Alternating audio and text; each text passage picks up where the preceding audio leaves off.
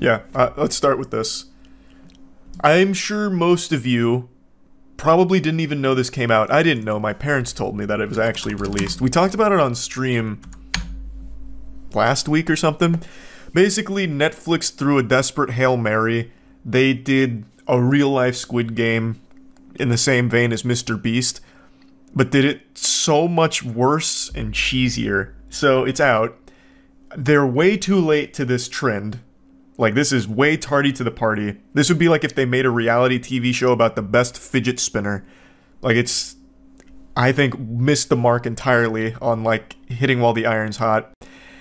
And my parents and I watched the first episode tonight. It fucking sucks. So they use, like, real people. It was an open casting call. People signed up. They go here and they play the Squid Games in real life. It's terrible.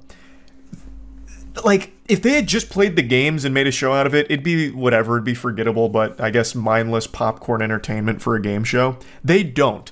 They try and interject drama into it, a la the actual show, and it falls so flat. So it really feels like they instructed all the people to be as fake and over the top as possible. So, where do I even begin?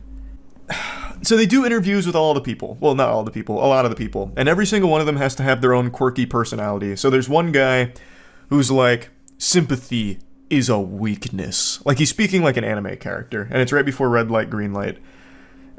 Spoilers, he makes it through red light, green light. And then he's like, yeah, I'm pretty confident.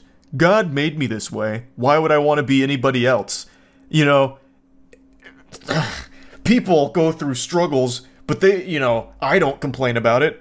You go through struggles that I went through. The difference between you and me is I'm not whining. Like, that kind of shit. It's fucking terrible. Like, it is insufferable. And it's clear that these people are instructed to say things like this, to be abrasive, to be over the top. Like, a girl was doing an interview and she's like, my name actually means all-knowing. Which is accurate because I can see the future. And then she kind of goes in on that a little bit. Like, it's clear. They are trying very hard to put some kind of personality into just this very vapid concept of just doing the Squid Games IRL. It's fucking awful. My parents and I ended up just making fun of it the entire time.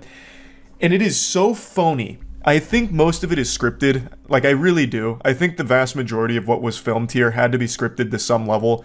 Because there's, like, this test where after red light, green light, they take two people that just happen to be in the kitchen peeling carrots together and, you know, chit-chatting. And they're like, you two, you have the choice. Give one player an advantage in the next game or eliminate somebody. And it's like this crescendo of music. Like, what the fuck are they gonna do? Are they gonna execute somebody? Oh my god. It's the biggest decision of their life. So then they're like debating the morality back and forth as they're peeling carrots, and they're like, they do like 15 different YouTuber thumbnail faces, and like 45 different camera cuts. Eventually they decide to eliminate somebody. And the person they eliminate is number 200. And what's special about number 200 is they had given him his own little brief character arc like 45 seconds before, where he's like, hey, my name's, I think his name was Mati? I think. And he's like, I just want to make a lot of friends here. I want to meet people. I want to have a lot of fun. Maybe get a good group together and just meet everyone. And then 45 seconds later, the test was they choose to eliminate him. And I swear to God, I'm not exaggerating. When they eliminate him, they make a big announcement. The testers have decided to eliminate contestant, and then they spend about a full minute like flipping through numbers to build suspense, and all the people are instructed to be like on edge as possible. So you have people like literally crying. And then they say 200 is eliminated. And I shit you not, the entire bunk bed dormitory erupts into like hysteric fits of crying. Like, there's one guy who starts jumping up and down going, no! No! For a stranger they don't even know. Like, they don't know this guy. It's a totally fucking random guy that just got eliminated. He never even met him. And the whole dormitory is doing this. They start hugging him. They start crying. Then they do a post-game interview with him, and he's like, I wanted to win this. My family needs a better life. This was all for my family, and now I'm gone. Like, it's all so fake. It's so bad. It's so terrible. And that's just episode 1. Like, it's, oh my god. I thought it was just gonna be, like, a forgettable throwaway Squid Game, you know, parody-ish. Well, not parody, they just do the Squid Game. But holy fuck, Netflix went hog wild with making it as insufferable as possible. It combines every single awful trope about game shows and rolls it into a Squid Game skin. Jesus Christ, it's bad. It's so bad. Almost ruined my whole Thanksgiving. Oh, and I hate the way it's edited, too. When they're playing red light, green light, it is impossible to keep up with anything happening, because they'll, like, jump forward in time and then jump backwards sometimes. So people that are, like, running and then they stop, like, they'll just get fully eliminated, because what actually happened is they actually were moving 30 seconds in the future, but they showed that clip after they were eliminated. Like, it's all over the place. It is a fucking mess. Oh my god, I hate it. I hated it. I couldn't imagine watching all 5 episodes. And then, of course, they had to instruct the people to pretend like they don't know what's coming, so when Game 2 happens to be the cookie thing, they're all caught off guard, like, what is this? No, wait, you don't want the umbrella! Because you see, the umbrella has some very hard-to-follow points to it that you don't want that. Oh no! How could this happen? You think it was done on the cheap? No! That's what my dad and I were so surprised with. They spent oodles of doubloons to produce this. The sets are incredible. They matched everything 1-to-1. This is a very expensive game show they put on. And fuck, it sucks. It only gets worse. Yeah, I just don't think I can stomach more of it. It's not even fun bad. Like, I'm kind of making it sound more fun bad than it was. It was miserable. It was, like, I couldn't even look at the screen half the time. Like, with the shit that was going on, it was so phony baloney. Why did they copy? It was to try and capitalize off the success of Squid Game, but it's so late to it that nobody cares anymore. Plus, every YouTuber ever already did it. Oh yeah, sorry. So that was all a prerequisite to this here. The contestants, who again were like normal people that were instructed to act a certain way during the interviews, I believe, they are now claiming that they suffered injuries from it. So hypothermia and nerve damage.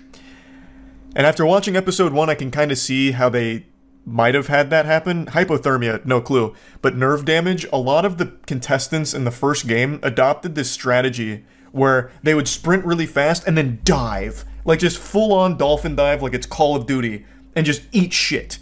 Literally just eat shit and like penguin slide on the ground as they're skidding across it in order to like stop moving entirely. So I bet there were some real injuries here with people trying some ridiculous strategies.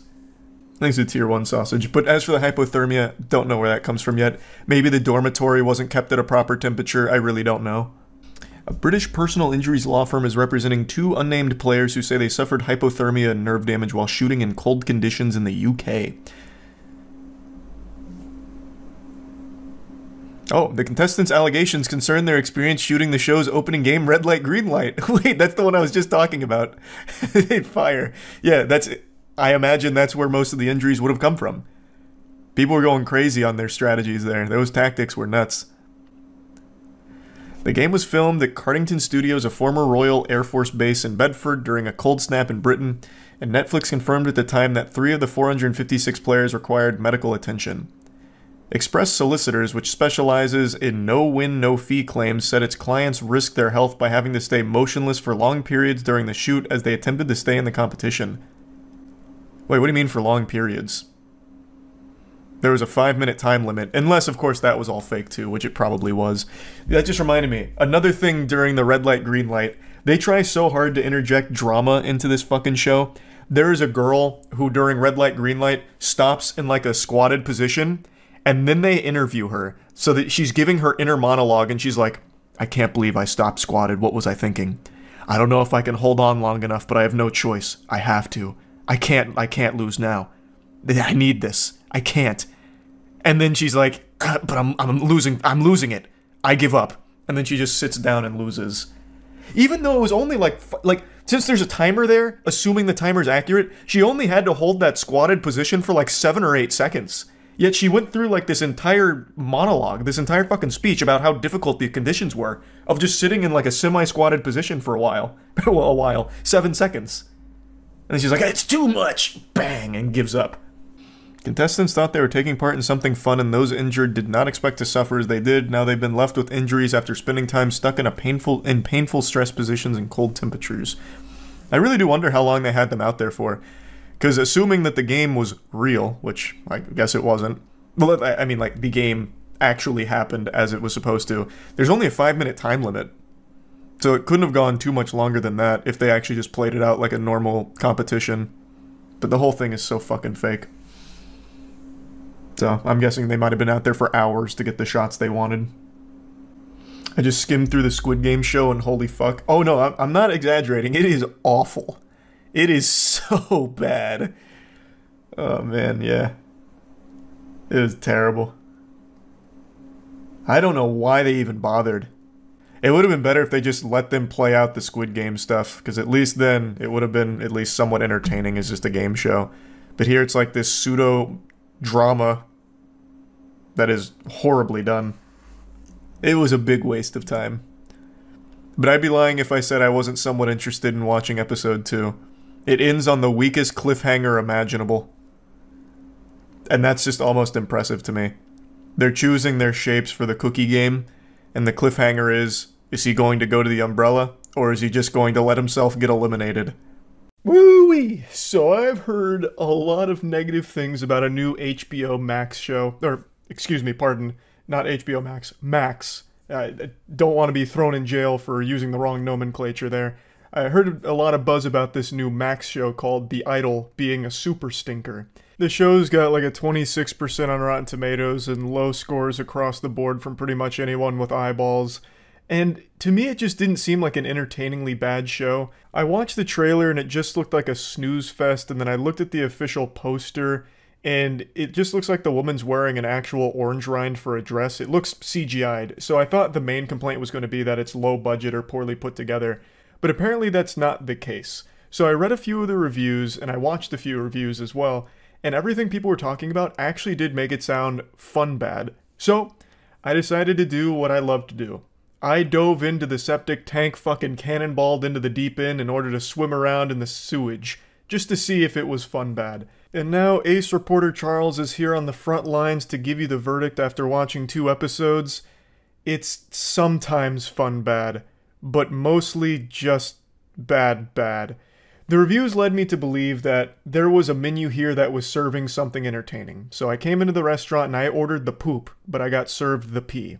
There is occasionally moments where I get what I was hoping to order, which is entertainingly bad moments and content, but 9 times out of 10, what I'm getting with the show, at least through the first 2 episodes, is just a big fucking plate of nothing. It's just boredom, empty calories. I'm gonna get into it deeply here in just a moment, but just to give you a little context for the production, it was apparently already plagued by controversy before the first episode even aired. There was a lot of behind-the-scenes drama and a lot of like really turbulent changes and a lot of shit going on. So a lot of people already wrote off the show and put it 6 feet under, put the tombstone on top of it before it even aired, just because of all of this drama that was happening behind the scenes. They thought there was no way that it would actually come out and be decent. But I'm not here to really talk about all of that stuff behind the scenes because I went into this show blind, not knowing any of it, and it's still bad. So let's dive in. Episode 1. Now, this is where I'm immediately talking about the show just being like eating fucking styrofoam where you get nothing out of it for a long time. For the first 40 minutes, unless you're really just like, awooga, awooga, titties, there's not a whole lot of like interesting things happening. Now, I mention boobies here because within the first 5 minutes, they're immediately going into just showing you tits, and it even becomes a plot point. A plot point that they kind of harp on for a good chunk of screen time, actually, where the main character Jocelyn's doing a photo shoot, and then she just, you know, derobes herself to show full bare breasts, and she just wants to let those honkers go bonkers, but there's an intimacy coordinator on set who's telling her she can't do that because it hasn't been approved by the intimacy board, the executive branch of booby coordinators, and they get mad at him for it, for trying to put the kibosh on that, because she wants to just let it all hang out, and he's saying, no, we really need approval, it's how these things go. And he's just doing his job. And he's being framed as a villain here. Like, the main character Jocelyn's getting mad at him, her staff is getting mad at him, eventually they just try and, like, scheme on how to get him out of the equation, so they lock him in a bathroom. So I just found that pretty interesting, that its first major plot point, I suppose, is just titties. Like, actually, like, just underlined titties. How are we gonna get people hooked on our show? Obviously, the tried and true method. We're going fucking caveman brain. Show them the milkers. And that's the whole first part there, really. Like, that's actually the first instance of conflict or anything, really, exposition, which was an interesting idea, an interesting call to make. But yeah, like I said, if you're not just going into this for softcore porn reasons and like your eyes popping out of your sockets like a cartoon character when you see titties, I just really don't think there's a whole lot to get invested in within the first 40 minutes of episode 1. Now, to quickly blast you here with the cliff notes, episode 1 focuses mainly on our main character Jocelyn, who is a massive pop star, but has recently fallen on hard times due to some tragic events that have happened in her life. She's had some very tragic things happen, like the loss of her mother, and they keep mentioning that she had a psychotic breakdown at one point. And 2, she just recently had one of her pictures leak, and it's not a picture that you'd necessarily be hanging on your refrigerator. It's not exactly a good photo. It's a picture with cum on her face. So she got glazed, and the picture surfaced online through a leak, and it became the #1 talked about thing in the world, so people are making fun of her, and everyone's talking about, Jocelyn, the mega pop star, all cummy-faced now. So now she's tackling that stress on top of the stress she's already experiencing through everything she's been through, and she now has a single coming out for the first time in a year, and she's not super proud of it. Everyone's encouraging her that it's an amazing song, but she herself is a little on the fence about the real quality of it. That's kind of the first half in a nutshell. They were also playing a little game of keep away with Jocelyn's phone, so that way she wouldn't see the cum face picture and find out that it leaked and she's been trending online all day. And eventually she does find out, they do tell her, and she takes it like a champ. She says, it could be worse. And she's not wrong, it could have been worse. That could have been like a full-blown goatsy situation, right? So she takes it on the chin, and then right after that decides that she wants to go to a club. So her and her friends go to a club where she meets The Weeknd, Tedros. So Tedros is the owner of the club that she attends, and as he's, playing music, he calls her out. He's like, holy shit, that's Jocelyn! We've got to dance. So they dance, and then immediately fall in love, basically. They start grinding, and they go to a stairwell where they're about to do a little canoodling, but then one of Jocelyn's friends, who's also her assistant, it kind of kills the mood, but they still got close. They exchanged contact information like it was a goddamn car accident, and they go their separate ways. The following night, Jocelyn is talking to her best friend / assistant, and says that she wants to bring Tedros over. And so she does. And now finally, after 45 grueling minutes, we get to the part where it gets fun bad, entertainingly stinky. We spent 45 minutes on the fucking Oregon Trail here going through all kinds of, unpleasantries, and now we're finally to a point where we can put a smile on our face. Before going into it, I would like to say that I'm actually surprised now, after watching the first 45 minutes, at how low the ratings are for it. Even though I found it uninteresting, I didn't find it to be like the most horrible show ever, like a lot of the reviews would have you believe. The cinematography is actually pretty good. It's shot well. Like, the show is well made.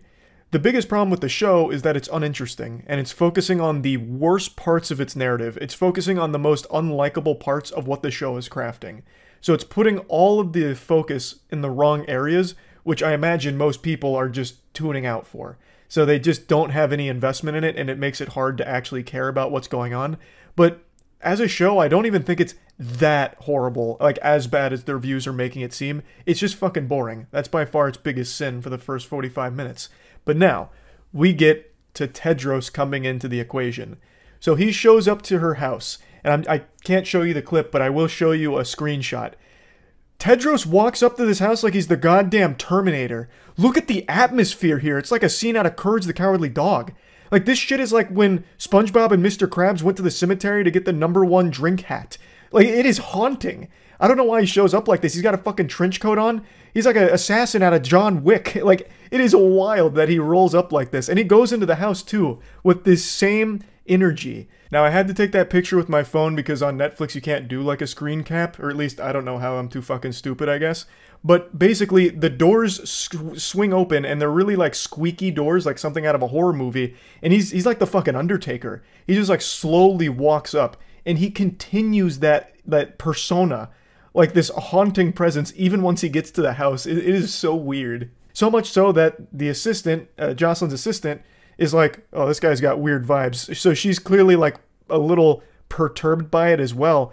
And he just keeps it going. It's like a 5 or 6 minute scene of him rolling up and going into the house where he's like creepily playing the piano while looking at Jocelyn's assistant like dead in the eyes, staring a hole through her fucking soul.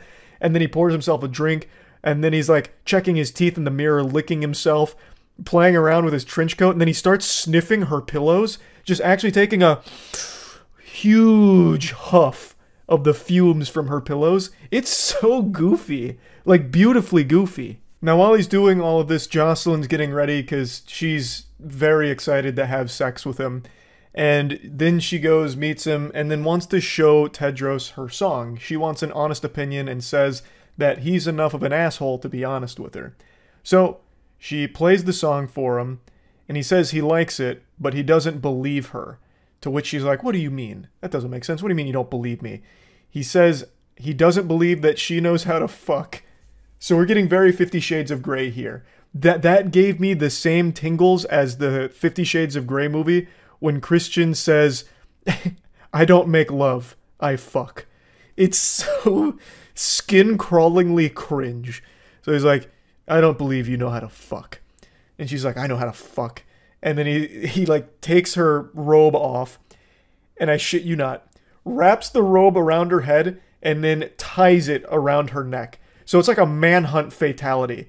So he's got the robe over like a paper bag that he's trying to like strangle her with, basically. And then he gets out a knife and he's like, don't panic, I know you heard the knife. And then he's like, open your mouth. And then he cuts a hole for her mouth so she can breathe. It's so fucking silly. And then the episode concludes with, after cutting the hole in the mouth, he says, now you can sing. It's super silly, and I neglected to mention a very important point with an ice cube that happens right before Tedros puts the robe over her head like he's about to waterboard her. He takes an ice cube, and he like runs it down her leg and onto her like pussy and all that. And that ice cube is actually a major supporting character, believe it or not. Well, not like that single ice cube, it melted, God rest its soul, rest in peace. But ice cubes in general, because she became so inspired by that sexual experience in the ice cubes that it kind of become her vessel to tap into her more creative side. So the single she's releasing is about sex. Like, it's about being a freak, getting real grimy. And when he said that he didn't believe her in the song because her vocals didn't convey that she knew how to be a freak and have sex, the ice cube brings out that freak side of her, I guess. In the next episode, she does a remix of that song because she said, you know what, the previous one wasn't me, this one's more me, and she plays it for her whole team to get their opinions. And the song just actually sounds like porn. Like, the entire intro is just moaning and deep breathing and shit like that. It sounds like you just walked in on somebody in the masturbatorium going crazy. So her staff wasn't super thrilled because it just sounds like they're listening to porn. And she gets so upset that she goes back to try and remix it. And in order to get back in the zone of being a sexual expert, she has a glass of ice cubes nearby that she keeps taking from and rubbing on her vagina and then like squeezing at her neck in order to get back into that moaning sexual zone, which I thought was so silly. Like that made me giggle a lot. So this is when the show's at its best in terms of like entertainingly fun bad shit. Like having to kegel some ice cubes in order to do enough deep breathing on your track in order for it to sound sexually stimulating enough. What a brilliant idea. Now, episode 2 reveals like the deeper plot elements here. Tedros was already kind of framed as someone who's probably going to be a bit shady in the grand scheme of things, and episode 2 drives it home. It turns out Tedros has a label of his own, and pretty much everyone from that club is in on it, and it seems, it's leading audience to believe, that Tedros is getting close to Jocelyn for his own selfish gain as well as the gain of his label. So big plot twist moment was one of Jocelyn's dancers, whom is also one of her friends, is part of Tedros's friend group. And they actively fuck, and this whole thing was actually a setup. So that's episode 2. Tedros gets even closer to Jocelyn and eventually floats the idea of moving into her house, which she's all on board with. Meanwhile, Jocelyn's best friend is getting a little fishy once she learns that Tedros owns this label. She's starting to connect dots that this might not exactly be the most trustworthy person. Now, that's all of the plot shit. It kind of interesting, I will say. Like, I think that's an interesting narrative play. However, once again, I think they just focus on the most boring parts in the episode. But this one had a lot of fun bad moments, at least sporadically placed throughout. It feels like this show wants to be 50 Shades of Grey, like great value version, like diet 50 Shades of Grey. So it has these really weird moments, like genuinely just like baffling moments where Tedros and Jocelyn are about to fuck. And she's like, put that bathrobe over me again, or put the robe over my face again. So he like blindfolds her with the bathrobe thing. And then she she starts like getting ready to fuck, but then Tedros goes behind a chair and he just starts instructing her like a drill sergeant. And it goes on for like 3 or 4 minutes, probably more than that, probably closer to like 5 or 6 minutes of him just giving her orders for things to do. So he's like, show me those titties, and I'll move the titties around. And then I shit you not, he even says, imagine my cock in your throat, and now you're choking on it, and now you're spreading your little pussy. It's so weird. So the weekend, Tedros keeps saying these things to her, and she's like mimicking it in front of him like it's a stage play, and it just goes on for so long. And then one of his friends that he brought over is watching in the mirror, and she starts doing the same thing. So Tedros is like a fucking sexual savant shaman. Like, he's like fucking mind controlling women around him just by existing. So yeah, that's some good goofy fun bad shit. There's also a scene where like Tedros is instructing one of his friends how to fuck. So he has like a shock collar on his dick, and he's like, all right, now you need to look like you're ready to fuck that girl. And he's like, no, not good enough. Shocks him. He's like, ah! Like, he's like, oh, okay, I'll get more into it. And he's like, no, not good enough. And then says, remember, you're not a human, you're a star. And then fucking shocks his wiener again. So the episode gets fucking crazy. Like, it's going hog wild here. But it's all on the stuff that I don't think most people would care about here. Like, the softcore porn elements of it. I guess it's not even really softcore porn. It's just like straight up porn where they don't show you most of it. Actually, which is pretty much softcore. Yeah, it's just like all focused on like the sexual parts of it as opposed to the actual interesting narrative bits. Like the whole setup plan, as well as Jocelyn's friend who's now getting in a position where the label's losing trust in Jocelyn, but her friend, who is the dancer, can also sing. And it's looking like they're going to replace Jocelyn with her. And she is the one that's part of Tedros' friend group, so that will benefit Tedros and all of them. Like, there are interesting elements at play, but they don't actually get the spotlight. It's all on the, make your titties bounce for me. Yeah. Good titties bouncing. Good shit. And then spanking her ass and, like, jiggling her butt cheeks. Like, that's not very interesting. That's laughable. Now, there is another section of this episode that I actually thought was very interesting. It's Jocelyn's music video. She's doing a music video for the song, and it's not going well, which is why they're about to replace her with her friend. She just keeps doing the choreography over and over and over again, forcing them to restart. They're many hours over time, way out of schedule, because Jocelyn needs it to be perfect. She's still overcome with grief over the loss of her mother. This is the first music video she's done without her mother being there, and she's breaking down, she's crying, and she's going over the moves so many times that her legs are getting bloody, so they have to keep like fixing that with makeup, and it's actually conveyed in a pretty interesting way. The cinematography is good. Like, it is actually good. And then eventually she gets the perfect take. Everything was, like, fantastic, exactly what she wanted, but the camera was out of focus. So she had to do it again. And she didn't get it perfectly the 50th time around. So, like, it's actually a very interesting scene. Her staff coming in to try and lift her up, it's not working well. Her staff, you also start to wonder, do they even really care about Jocelyn, or are they just there because it benefits them? Like, all of that's actually kind of interesting, but it is not what the show seems to want to focus on, which I think is such a fucking misfire, and probably why so many people don't actually like the show, because I don't think many people care to see softcore porn. Like, you just type boobies in on Google and you'll get a million fucking OnlyFans links, right? Like, you're probably not tuning into this to get porn. At least I don't think most people would be. But yeah, once again, the episode does end up being overwhelmingly boring for the most part and uninteresting. Because again, it is focusing on like the worst parts of what the show's offering. But yeah. Oh, another thing. The characters feel really stiff a lot in this episode, even more so than episode 1.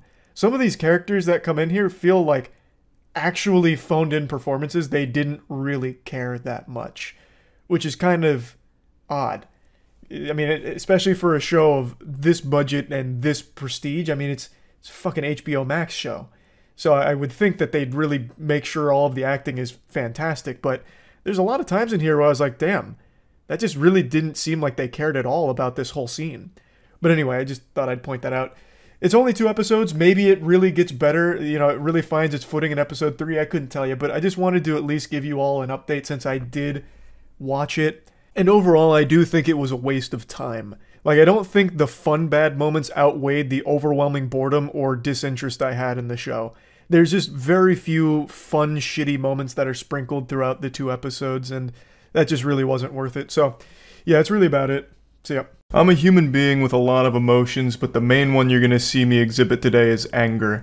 I got into a bit of a debate with a friend of mine today about what show has the worst ending, and just remembering some of these endings just got my blood boiling. You know, I couldn't help but just grit my teeth, get like real upset about it as I talked about how some of these endings ruined amazing shows. Now, obviously, I think the right answer for the worst ending of all time goes to Game of Thrones.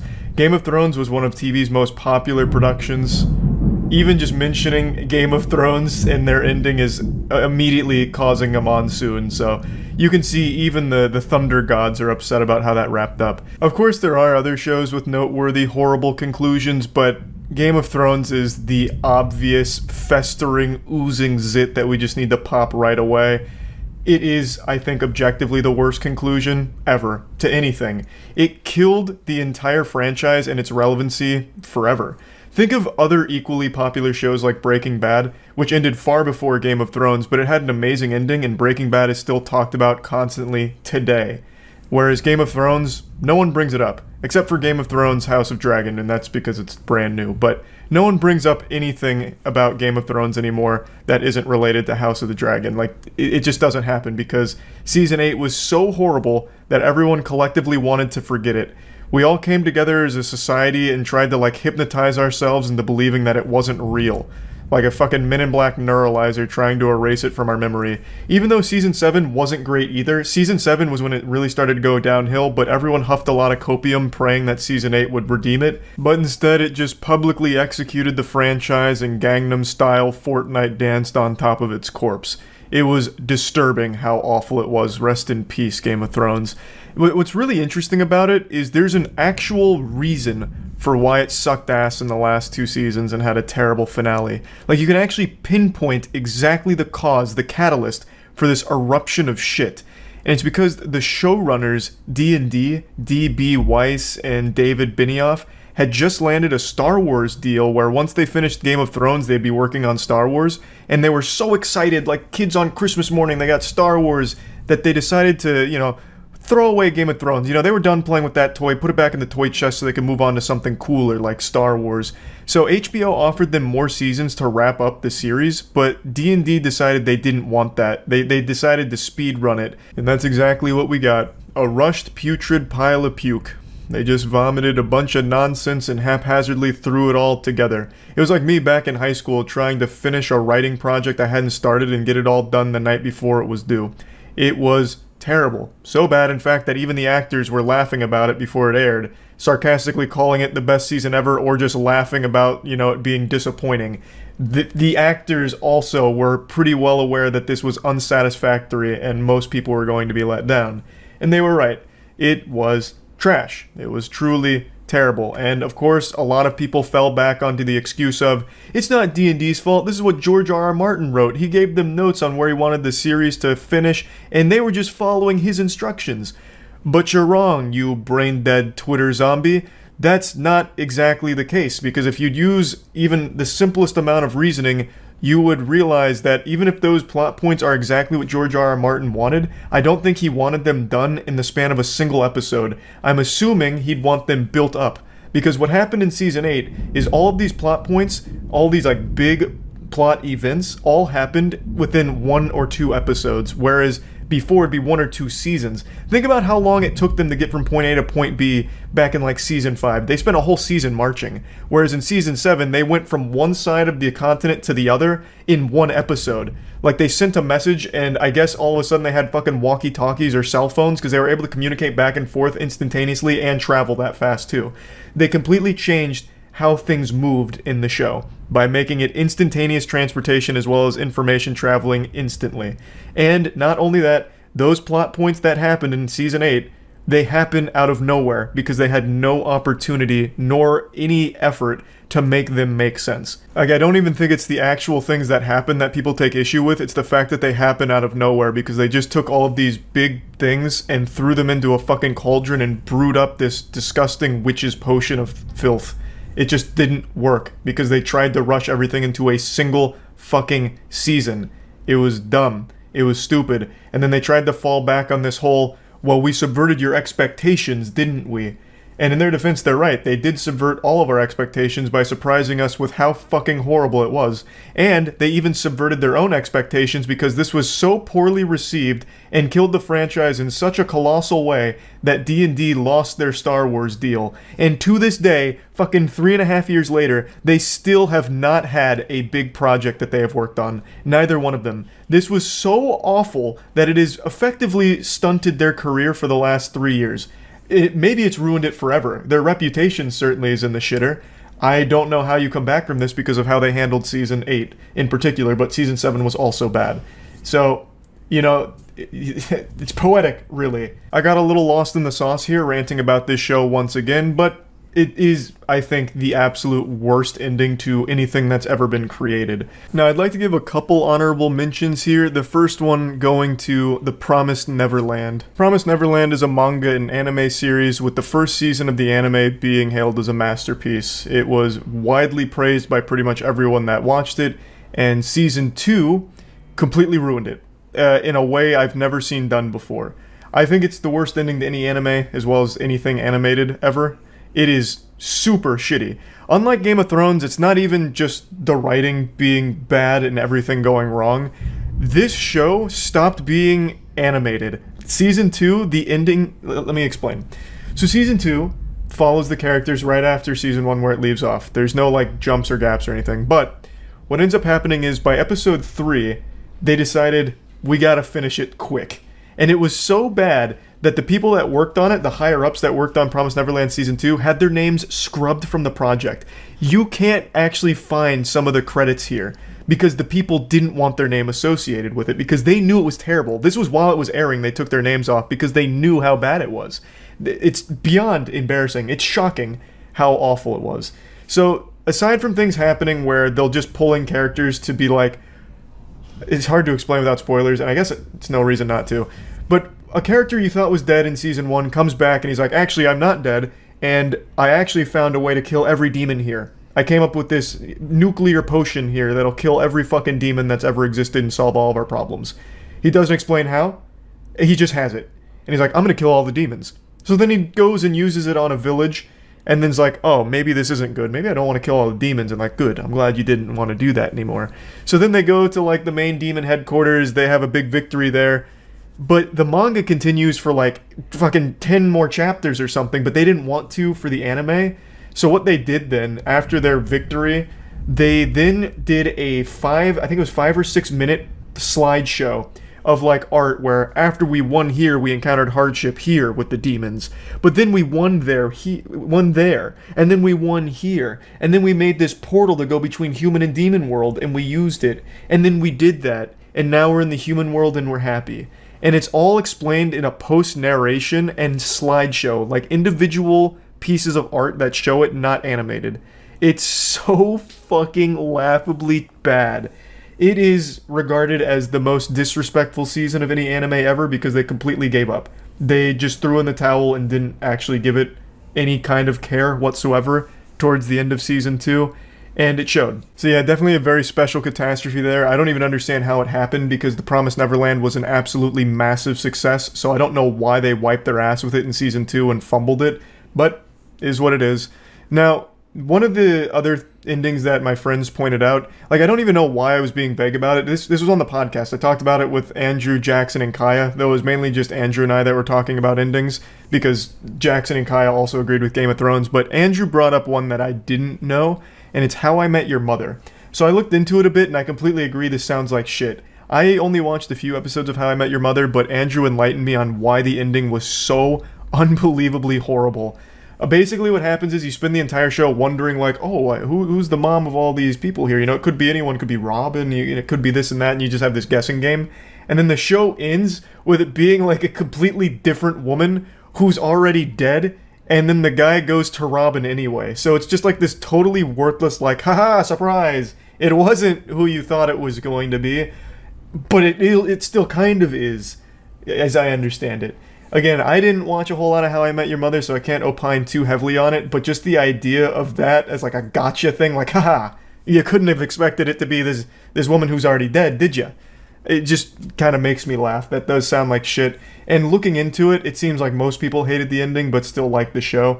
And a show like How I Met Your Mother can get away with a bad ending because it's not so much about where it ends, it's more about the journey. Like, it's a comedy. You're having fun, you're laughing. But when it's a show like Promised Neverland or Game of Thrones, the ending is extremely important because the journey and the destination really matter. Like, yeah, you've had a lot of fun along the way, but you need to see how it all wraps up. Whereas here, you know, the main point is being comedic, so as long as you were laughing, it accomplished its goal. We also briefly mentioned the ending to Lost, as well as the ending to Scrubs, both of which are very subpar and not appreciated by huge fans of the series. Again, in both of those shows, I only know a little bit about them, I only watch them on and off, so I don't have a strong feeling on either one, but we did all recognize that they have terrible conclusions and fans don't like them. But the only other show that I can strongly give my perspective on for a terrible ending is yet another anime, which I know, kind of weeby, I've listed 2 anime, but, you know, anime is notorious for having terrible endings. Like, I don't know what it is, but so many anime just have absolute fucking garbage finales. And that's the case with this show, Platinum End.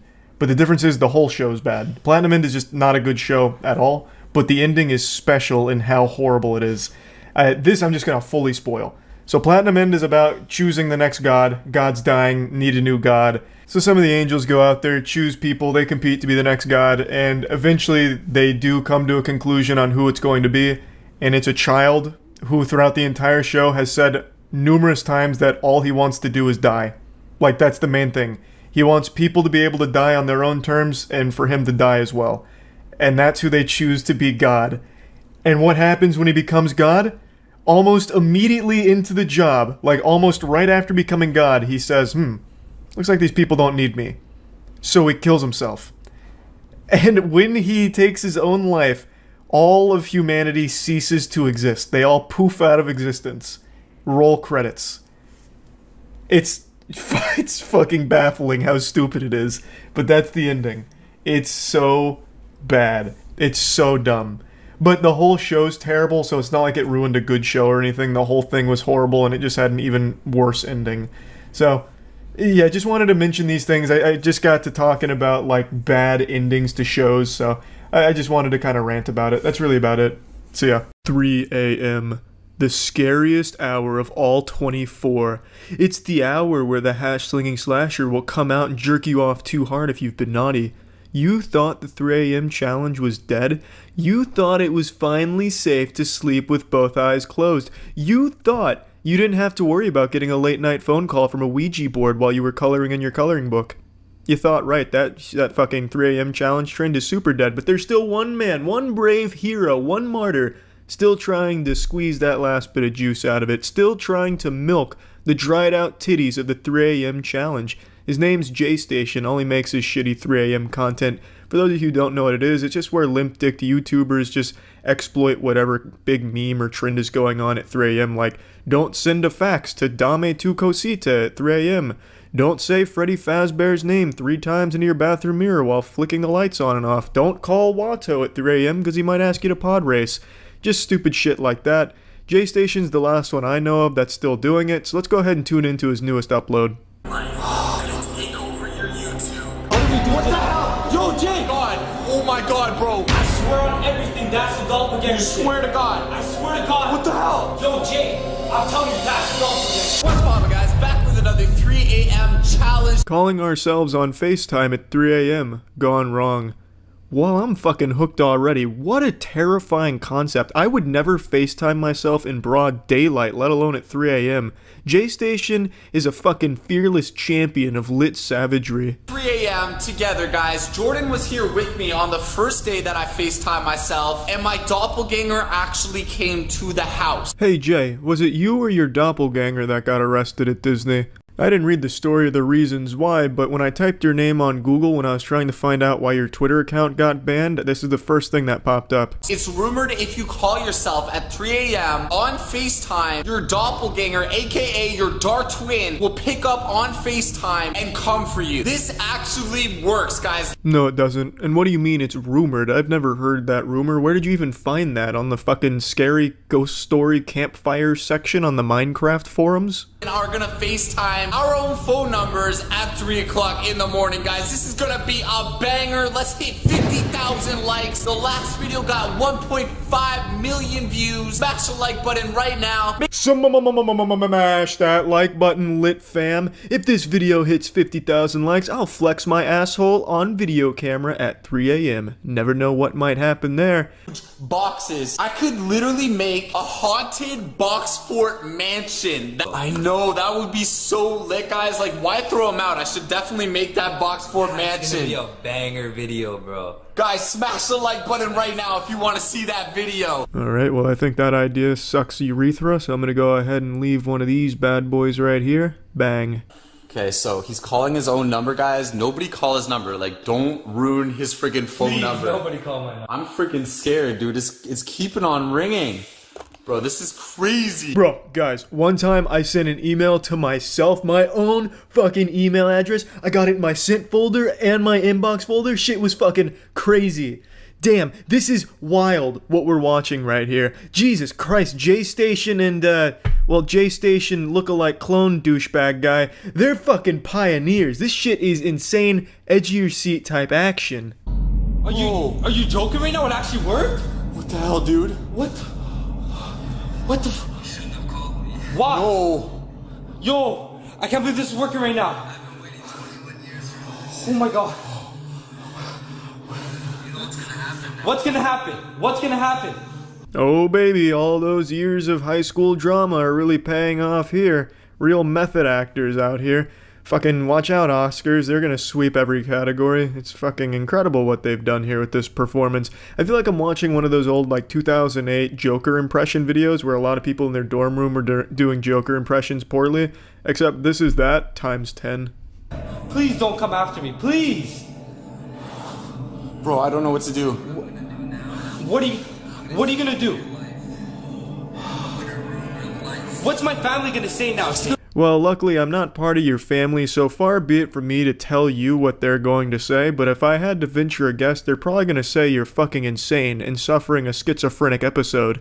Yo, he hung up! What the hell? He hung up on me, bro! Dude, what the hell did we do? I knew this was gonna go wrong, bro. What do you mean you knew it was going to go wrong? Isn't this exactly how you would want it to play out? I'm going to go ahead and suspend my disbelief and pretend to be a fucking brain-dead 4-year-old here and accept that this is real. So at a conceptual level, didn't you want to call and have them answer? I don't think you wanted to call and have absolutely nothing happen. Oh, we're going to FaceTime our own number at 3 a.m. Oh, they didn't answer. Shit. Well, hey, remember to smash that fucking like button for the try. Okay, maybe, guys, I'll call mine and I'll tell Jordan on the doppelganger world to not come. I'll just tell him we're sorry and try to get him not to actually come. Please. Shitty tattoos Danny Phantom over here with a bulletproof plan. I'll call the ghost dimension the doppelganger world and ask them not to come over and I'll apologize. The fuck are you apologizing for anyway?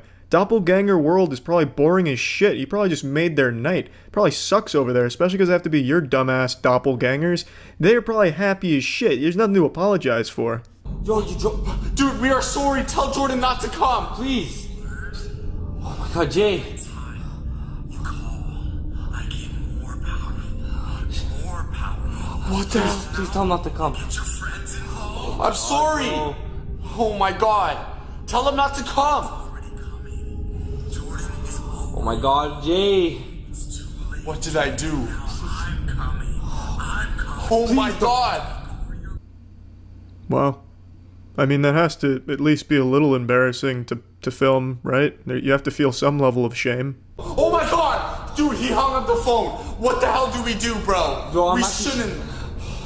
We shouldn't have done this, dude. I was sitting here for a good 2 minutes trying to figure out what those lines are going down the back of his ear. At first I thought it was like bird shit because there's a bird right to the left of it, but that wouldn't make any sense because the bird's not going to shit out of its mouth, and especially not that frequently like that. The only explanation that I came up with that made sense for the tattoo is that the artist must have dozed off while tattooing behind his ear and just made those lines as they were falling asleep. Yeah, it's still locked, bro. Oh my God! Bro! Where'd he go? Now that's how you do a jump scare. Poorly. Jump scares are usually pretty shitty, but this one somehow takes the cake of being the worst one. This almost feels like a mic drop on jump scares. Like, I honestly feel like that just killed jump scares across the board. Like, you know how when Gangnam Style got big and your parents started doing it, and then everyone just wanted Gangnam Style to go away? That's what J-Station just did to jump scares. Should I go on? What the frick? I have nothing to say about that. I really fucking like that a lot. Fucking nearly fell over opening the door trying to be like a scary doppelganger guy coming in.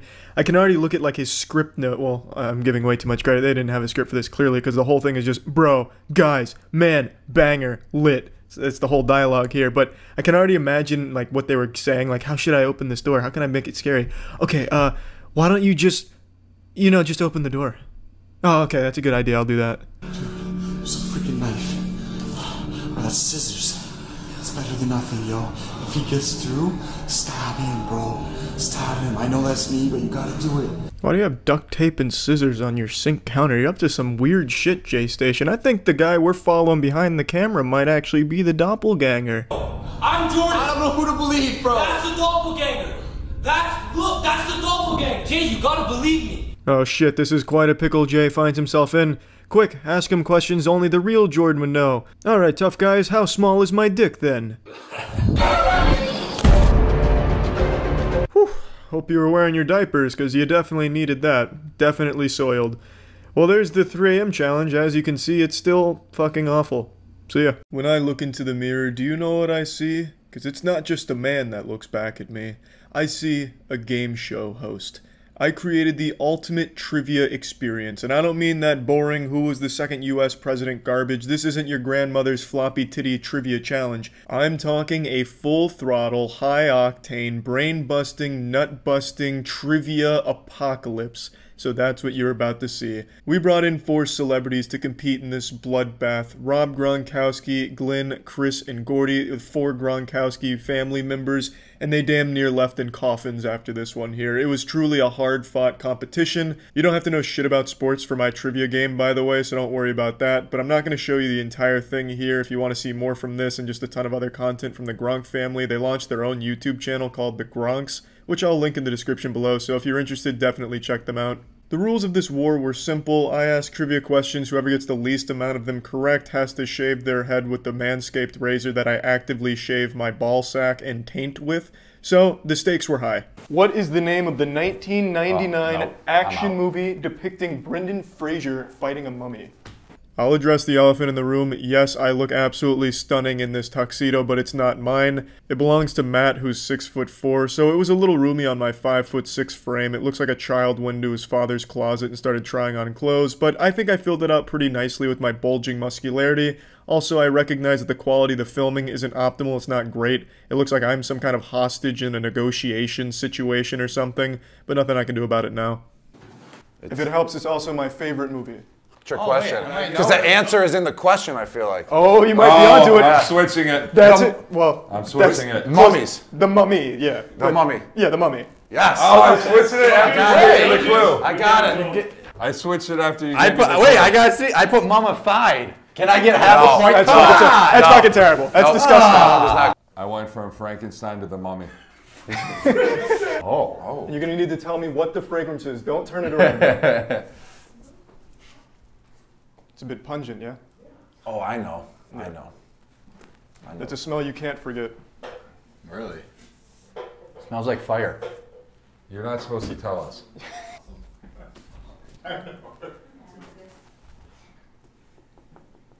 Oh, burn a nose hair. Really? Is that what you're supposed to do?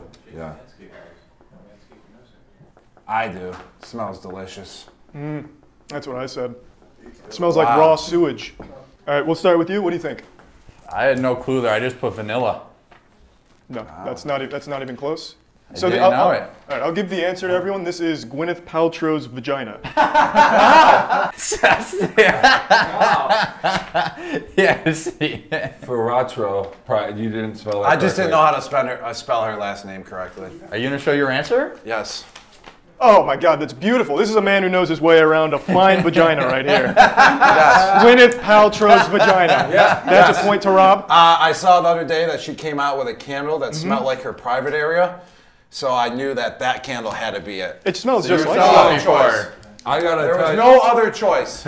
maybe you'll accept my answer then, Charlie. What did you All write? right. I wrote that it smelled like nothing, fresh air, and I do like that. That's what my ladies, private smell like. Wow. That is deep. That is deep. That's pretty romantic. Charlie, does that count? Well, I like when they smell like vanilla. That's ridiculous. I think it smells just like it. Like if you put like an old shoe like in a toilet for a while and just let it sit.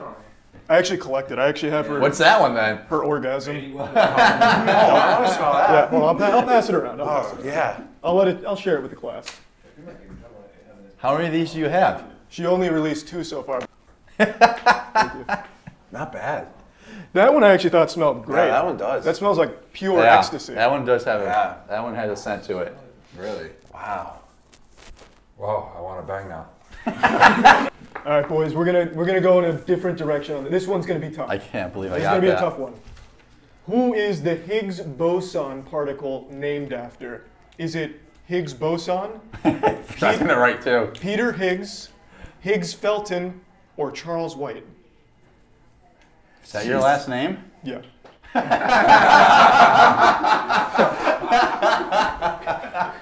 A little musical theory here. What musical note is this?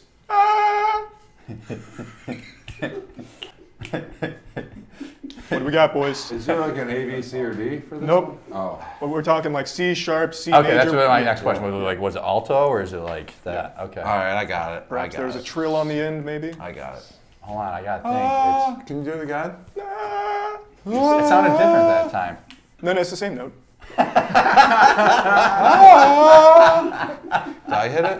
It was close, yeah. It was like an A flat. Yeah, we're ready. All right, we'll start with you. What do you got? I put A sharp. We'll go down the line and then I'll reveal right. the note. What do you got? I put C because I took their advice on the last answer. You just choose C when you don't know. And I put C minor. A C minor. That's very interesting. Yes. Okay. Next. I wrote whatever note is the highest. That's incorrect. I don't know what the highest is, but we'll go down. Somehow I also wrote A sharp. No way. Boys, I have no fucking idea. I don't know musical theory at all. We can just neutralize that one, give everyone a point. I just wrote whatever So we the were highest. all right. Yeah, everyone's We're right. Either all right or all wrong. Yeah, you can just +1 across the board. It doesn't Perfect. matter. All right.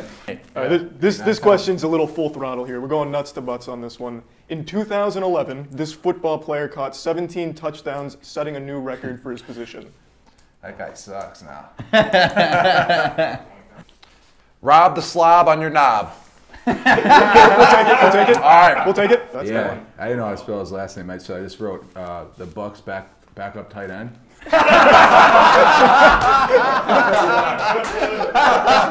I feel like this one's going to stump most of you boys here. I don't know if this is the kind of literature you'd be reading, but we'll try anyway. This is going to be an excerpt from a very popular book. Well, I can already tell you. Oh, actually, okay. Well, you haven't heard the book? Yeah. I actually might know what I'm. I think I know it too. All right. Show me how you pleasure yourself.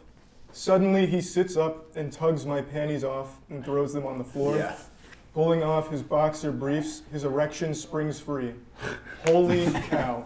What do we think, boys? No cheating. Oh my gosh. gosh, I know the book and I don't remember the exact I'm title. not sure what. It's a very important book. It's up there with the Bible. Yeah. Oh, I remember the It's a release. bestseller, right? Yeah, it was up there. It was a New York Times bestseller. So I was just thinking New York Times bestseller, Growing Up Gronk, quote from Rob. I don't think so. It might be in there. That's a good guess, though. Yeah. Oh, that wasn't it? There was quotes It like wasn't- that, but No. Oh, I thought it was. no. That's not it. That's gonna be in Growing Up Gronk. I took my pants off. I have an erection. Holy But cow! it was an excerpt. Why I thought it was not? an Hey, I thought it was an I don't read excerpt books, in it. so I never read it. Oh yeah, that's So true. I thought it was a good guess. Yeah, I know the book. I know it was all over. I thought that's what it was. It's the book that girl wrote about wanting to bang Rob. Yeah. Oh, yeah. I was close. Wow. Is that Spiking Gronk? No, I can't remember the name. Wow. What's the name of it again? I mean, that's not the book either. Jesus, on, I how many gotta books? guess. Oh, it's not. No, how many books are written about fucking you? Never What mind. the- Jesus. Now let me tell you. that wasn't Now let me tell you, but we're gonna have to didn't sit know down that. for a couple days. Can we all get new guesses then? Because we all Yeah, No, thought I it was that. might have gotten it right. I have a okay. totally different guess. I have a new guess now. Wait, though. I forgot what It's that not book was called though. How to Spike Gronk or something? I don't know. But I put 50 Shades of Grey. That's damn. I was gonna say you're gonna be the Let's go. last person to get it right because you haven't read a book since middle school, I think. A Gronking to Remember. Because Yeah, Gronk to Remember. Is that That's what that it. was? That's the book That was the book. Chris is talking about. That's because you're having good questions because you asked one with Rob's record. Yeah, So then yeah. we kind of thought it was another Gave you like a little book red by herring. Rob. But he didn't even realize that it wasn't. I didn't even know Rob could read. Yeah. He read that book on national TV. This obese man lives in isolation. In a cold environment, he monitors behavior of kids and rewards the good ones. Who is he? Say that again. Say that again. It's an obese man I got it now. who lives in isolation in a cold environment, and he monitors the behavior of kids and rewards the good ones. This is actually a tough one. Wow. I wrote the creator Papa Gronk. That's what I was thinking. That's what I was thinking of at first. Santa Claus. All right, highest grossing movie, 1997. It's a story by James Cameron. It's named after a boat that sank a long time ago, over 100 years. So what's the question? What movie? Oh, okay. At one point to risk. You know, I kind of do have a bush right now, so I don't mind losing, so I can shave it. You shaving your Because that's head? what Manscaped is for. To Yeah, you shave can your bush. You can shave your balls all you want. The punishment's shaving the head with my ball shaver. Oh. Yeah. Yeah. Unless you want me to like drop my cock on your head or something, bro. it's a punishment, man. I mean, Yeah, I do. Let's see who the winner is. and I know they're not going to be scared. They're going to go for it. So you think you have a chance with Right. minus I have 7? them right in the perfect spot where I want to be. What year was my dad born?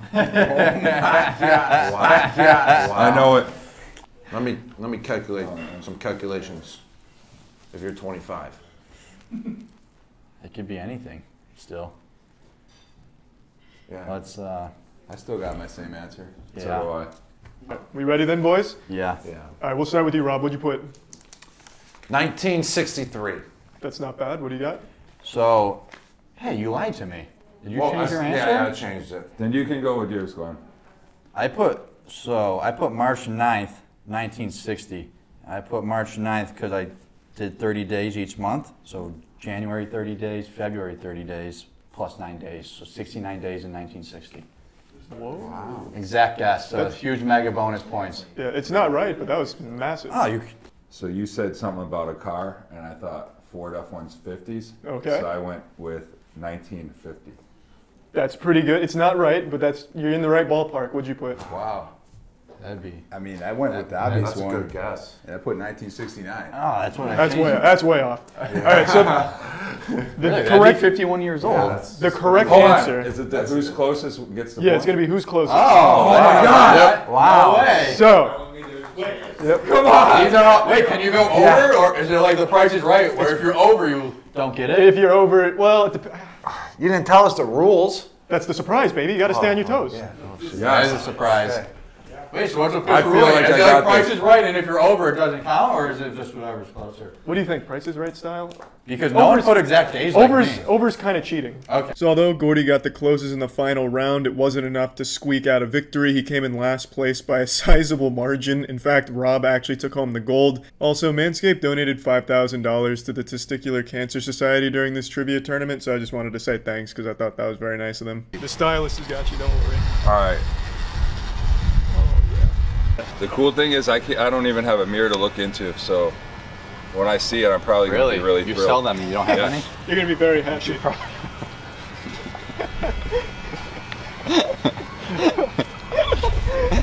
And Gord, you're looking fantastic. Make sure you never wear a hat. And make sure you study your trivia. Yes. Okay, yeah, I'm definitely... It's getting negative points. looking was great. very I don't know if the unimpressive. haircut, when I look in the mirror, if it's really that smooth, like you guys are telling me, and I think because it's a that felt permanent. really good. I think it's a permanent hairdo. I definitely think so. Last night, Elon Musk went on to Saturday Night Live. What a fucking disaster. I made a video a couple years ago talking about how much I dislike Saturday Night Live. I truly believe it is one of the worst shows that still airs on TV. It's also a super weird show how when you bring up SNL, the immediate response from pretty much everyone is to remind you that it used to be good. Yeah, SNL blows asshole these days, but it used to be great. I've heard that for the last 20 years at least. I remember that was being said in high school. Yeah, Saturday Night Live's trash, but it used to be good. Heard it in middle school. It's bad now, but it used to be great. When the fuck was it ever great? You have to wonder, was it ever good at any point? The only time I ever liked SNL is when I was an actual child watching the Chris Farley and Adam Sandler stuff, and I used to watch the shit out of it. I loved it back then. Is that the last time SNL was good? Over 20 years ago? And if so, why the fuck do we still use that as some kind of defense for current SNL? It should have been taken off the air a decade ago. It's like a show written by your high school drama club as like a warm-up exercise that for some reason airs on national TV.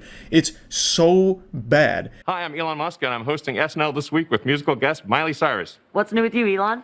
I just did a successful rocket launch this week. Wow. Well, I did my laundry. Congrats. Actually, no, I didn't. I'm not here to be the taste police. If you like Saturday Night Live, you're a huge fan of it. There's nothing wrong with that. I don't think less of you for it. Having shitty taste isn't a crime. It's fine. But I'm just confused at who actually laughs at the stuff SNL puts out there. Like what I just showed you right here, this sounds like someone that was rushed in a project for their theater class. It is the most low bar possible joke to make to get people excited for the upcoming episode. Granted, you don't have a whole ton of time to sell people on the comedy of it, but you could at least do a little bit better than the worst fucking jokes ever told here. And the Elon Musk episode in particular highlights everything wrong with it, in my opinion. So first of all, there's like a whole wild lore behind it because a lot of Dogecoin enthusiasts treated it like Christmas Eve yesterday. They were expecting Elon Musk to go on there and pump Dogecoin like a motherfucker, which would blast it through the roof going well over $1. And then what ended up happening is it plummets. It drops, what was it, 40% because of Elon Musk's appearance on SNL. So, I mean, Christmas was ruined there, but I don't know why they had that expectation. It's not like the octogenarians that watch SNL know what crypto or Dogecoin is, so it's not like they were going to start buying it just because Elon Musk mentioned it. I don't know who's watching SNL. I always expect it to be old people, but it looks like even the elderly generation that watches SNL in their retirement home by accident didn't enjoy Elon Musk's episode, and it looks like they also don't enjoy it in general, because I was perusing a lot of older people's Twitters because I was curious, like, who's the audience these days? Because it really feels like SNL doesn't even know who their audience is, whether it's old people that accidentally keep the channel on when this shit comes on, or children who aren't watching TV in the first place. I don't really know who it's geared towards. For example, the Wario skit. The Wario skit is something you would have seen on 2008 YouTube. This looks like a skit done by middle schoolers as just something goofy fun between friends. Not something on a multi-million-dollar production level. In a nutshell, the Wario sketch is the Mario cast in a courtroom, and the comedy is they're all doing Italian accents and occasionally making video game sound effects. It's really like exactly what TikTok is, but done by old people that don't understand TikTok. TikTok humor like this, fucking horrible. This, even worse. And the big gut-busting side-splitter moment is when Wario accuses Luigi of having sex with Peach in front of everyone. Heh. Like, I'm not exaggerating when I say this is exactly like what you would have seen in 2008 YouTube done by some kids. I'd like to show you the worst skit of the night. I'm not going to show all of it for obvious reasons, but I would like to show you a little bit of by far the worst moment from last night, and probably the worst moment of the year, really. It's the Gen Z hospital skit. Bro, nobody's telling us anything. Is Bestie gonna be okay? Nurse, we demand to know how our bestie is doing. I'm sorry, bro. I told you I don't have that information yet. Bruh, seriously? I'm so pressed right now, bro. Yo, if this doctor keeps leaving us on red, he's gonna catch hands on gang. No, just give us the tea. Okay, well, as you may have seen on her live, your bestie took a major L while driving her Hellcat. Yeah, we saw. We tried everything we could in surgery, and it was sus for a while, but we have your bestie on a machine. It just hit different. Yeah, especially since Bestie is my mom. Yo, she's not just your mom. She's all our work moms. Exactly, but please, go off, King. But she's actually my mother, bro, so it's like... Admittedly, it's not that different from Attaway General, but this is just somehow 50 times more insufferable to sit through. I've spared you the majority of it, and only hit you with a concentrated dose of it. This is like what would be enough to change Bruce Banner into the Hulk with this amount of radioactive waste here. It's fucking crazy. This gamma radiation from the overwhelmingly awful nature of this skit is baffling. I don't even know how to really explain it. Elon Musk, I don't think, was the reason SNL was so fucking horrible last night. I think the show in general is just this fucking bad. It's just everyone watched it because Elon was there and they were hoping it would be good for Dogecoin. So now everyone got exposed to this awful show and took notice of how bad it is. Though Elon Musk moves around like an animatronic in Five Nights at Freddy's. It's like he's deep-faked forever. Like, he literally moves around like a bad deep fake. I mean, I'm sure it was just nerves, but it was definitely something that stood out to me. Which is, I mean, it's not like it's making the skit any worse. In fact, it adds an almost human element to an otherwise robotically awful show. This show actually looks like it was written by Cleverbot, if Cleverbot was tasked with writing a fucking horrible comedy show. It's all like this. Gen Z Hospital was the worst one of the night, but none of them were good, even remotely. There wasn't a single time where I even almost cracked even the slightest semblance of a smile. It is... I don't know, again, I don't know who the audience is, because adults, like old people, aren't going to watch this and start laughing, like pointing fingers, haha, look at goofy Gen Z. They're just not going to understand what's going on. And I can't imagine kids are going to watch this, because it's Saturday Night Live.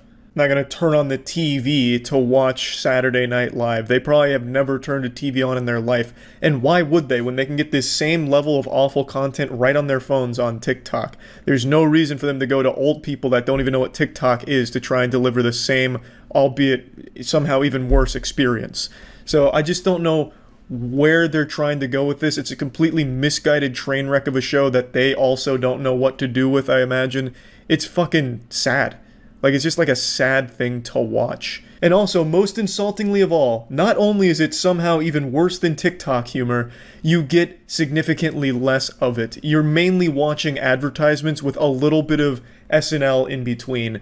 There's like a block of 9 minutes of SNL, and then a block of like 4 minutes of commercials, then like 6 minutes of SNL, then more commercials. Like, it's crazy to me that this is how we used to digest entertainment, with this many commercials. You're watching just as much commercials in this like hour block as you are watching SNL. In fact, you're probably watching more commercials than you are SNL, because you probably fall asleep during a skit. Like, it's crazy. Like, that people still even watch TV when it's in this state. To go back and look at this with as many commercial breaks as it had is an insult to the viewer. There's no reason and no chance kids are choosing SNL over just going on their phones and watching TikTok, where it's pretty much advertiser free, and if there is an advertisement, you can usually skip it after 5 seconds, whereas here you can't skip it after 5 minutes of ads. Like, it's crazy. So yeah, just wanted to vent about it, because I subjected myself to the whole episode, hated it, and just wanted to again talk about why SNL is so trash. That's about it. So yeah.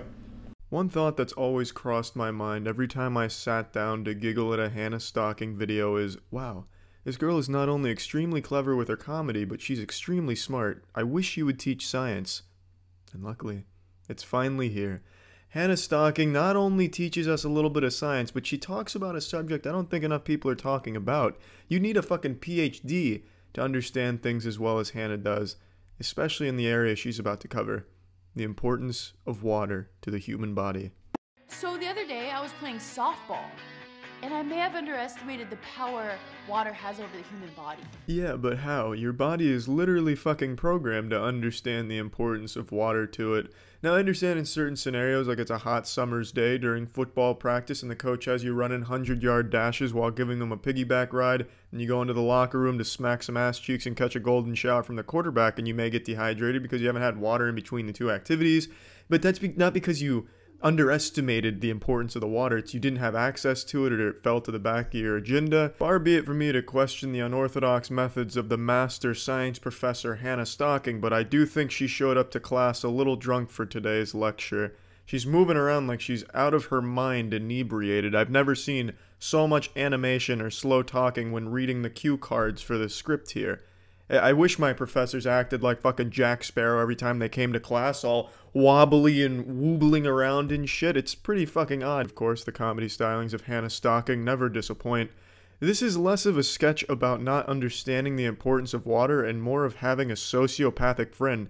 Hannah clearly understands the importance of water during the softball game, constantly trying to get water, but then her friend is literally slapping that shit out of her hand. This is more about having a bad friend that is actively trying to kill you.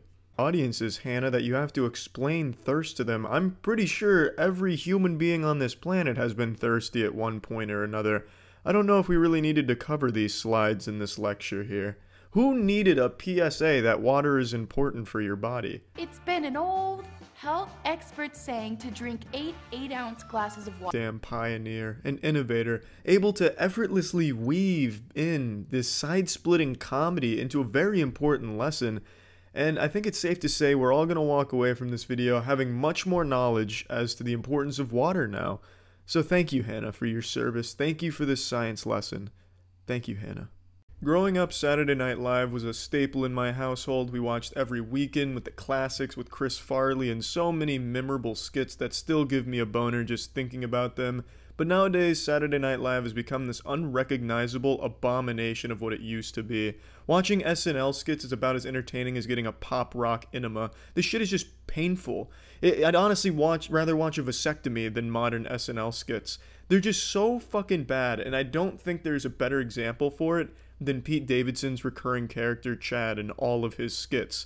I'm gonna go ahead and play a few snippets of him. His entire shtick is just saying okay, and that's really his only punchline. That's about all he says. It's the same thing every time. Here's a big build-up, and then Chad breaks it by saying okay. And people in the comments and people that watch SNL love it, like, oh, imagine if they said the world's gonna end and Chad just says okay. Ha ha ha ha ha. That's really as simple as it is. There's nothing clever. There's nothing entertaining about it. It's like actually watching a 2008 YouTube skit from an amateur in middle school. It's exactly the kind of comedy that SNL is about these days, and I just don't get what happened. I'm just gonna play some of this shit for you. Take me right now. Okay. But you can't. Oh, okay. I wrote this for you last night. Oh, okay. You can't say no to a game that you're already playing. Okay. And I'll know if you're cheating, Chad, because I'm watching you right now. Okay. A pretty little throat will get slit. Slit. How about we turn the patio light on? Okay. Now that is turbo comedy. I'm not taking shots at Pete Davidson. I actually think he's a talented guy. But SNL writers suck such fat asshole that this is the best they can come up with. It's like the head writer for these SNL skits is 2008's Fred from YouTube. I don't understand. And the comment section make me very sad because it's just quotes from the video and then how hard they're laughing about it. For example, when he said that he was being watched and Chad just said, okay, lost my fucking shit. I literally shit out of my goddamn fucking tits. I was laughing so hard. What a side splitter. I wouldn't care so much about how bad SNL is if it wasn't such an integral part to my childhood, which is honestly just sad. But, you know, you either die a hero or you live long enough to see yourself become Saturday Night Live, which is a fate far worse than death. I'll play another banger of an SNL skit for you from the Chad Chronicles here. So go ahead and spit in your hands and get ready to hit it raw. We're coming in. $50. Sound good, Chad? Okay. All right. Do us bids coming, man? You got any hidden talents, Chad? I made up a dance called the Doink Doink. All right, let's see it. Okay. Doink, doink. Doink, doink. Doink, doink, doink, doink. Boing, boing, boing, boing, boing, boing, boing, boing. Yeah, the classics. That really just kind of puts modern SNL in a nice nutshell. That's the level of comedy they're working with these days. It's such a fucking shame. I think SNL sucks ass real hard these days. It literally just gargles straight urethra. I don't know how it's still popular. I don't know who the audience is anymore when you have skits like all of Chad's where it's just okay and then doink doink or whatever. It's fucking unreal. It's downright painful. But, you know, to each their own. I just wanted to vent about it because I came... For some reason, YouTube keeps fucking recommending me SNL skits because I'm guessing they're paying for it. But goddamn, I clicked on a couple. It is all so goddamn bad, and I just needed a vent. And I'm sorry if you like SNL for your bad taste. That's it. See ya.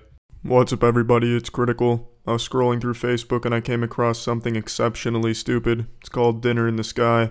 You and 21 of your wealthy friends hop on this magic carpet micro dining room and a crane lifts you into the air, so that way you can feel superior as you eat over us troglodytes that still eat our meals on the ground. This looks like something straight out of the 90s where there was that trend to extremify the most mundane tasks. Extreme shuffleboard. This time you're fighting for your life. They take away the fucking oxygen tank from the old people playing. Whoever wins gets it back. Just dumb shit like that. Dinner in the Sky, from the visionaries behind reading your favorite book in a volcano. You bring your favorite book, they'll bring the harness, lower you down over the lava, and you can just read your book over there nice and peaceful. Just something stupid like that. Just what the fuck is next for these innovators? The double-wide toilet? A regular toilet, but the right side hangs off about 5 feet to the right so that way you can piss into it and not have to lift up the toilet seat? Just what unnecessary task are they going to invent next? This is like some stupid shit I would come up with right next to the mechanical porta potty idea I have, where you take a normal porta potty and you turn it turbo, turn it into a fucking mechanical bull. You go in there and it just starts having all these hydraulic things going off, just shaking you around. You gotta try and get all your shit and all your bodily waste inside the porta potty and not get absolutely covered in the filth. I don't think that idea is going to come to fruition anytime soon, but I'll try pitching it to the Dinner in the Sky guys. Maybe they'll pick up on it.